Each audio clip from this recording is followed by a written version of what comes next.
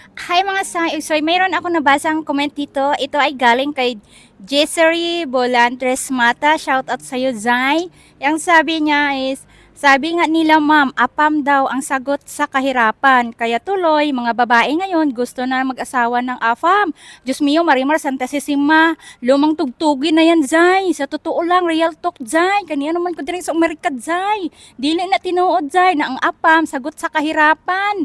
Ang sagot sa kahirapan na to, Jai, paningkamot yun tudo, Jai, na inyana na, Jai. Sa tinuod, Jai, kaning mga ibang babae, laging sinasabi, mag-asawa sila ng apam para hayahay ilang kinabuhi. No, no, no, no, Jai. Sana i-wake up nyo yung mindset nyo. Hindi lahat ng mga apam is mayaman. Maswerte ka na lang yung nabungwit mong apam na mayroong business, negosyante, mayroong stable na trabaho.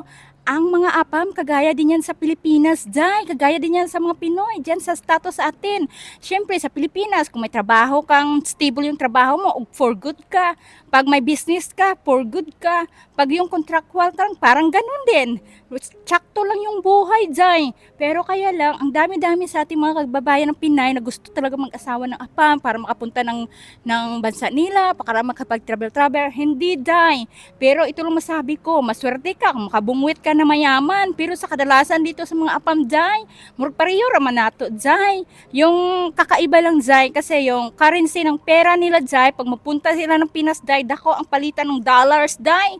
So mauna, Jai, kaya hindi apam ang sagot sa kahirapan, Jai. Ang sagot sa kahirapan, maningkamot, Jai. O, makita nyo, Jai, kung mag-asawa ka apam, mostly sa nakikita ko ngayon, Jai, yung nag-aasawa ng mga apam, Jai, yung pagsama nila 5 to 8 years, parang ganun, Jai, matirang matibay na lang, Jai. Kadalasan ngayon, Jai, naghihiwalay. Nakikita nyo naman, di ba?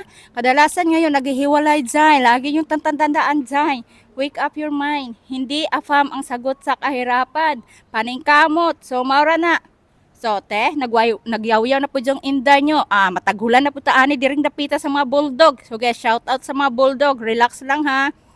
Bye.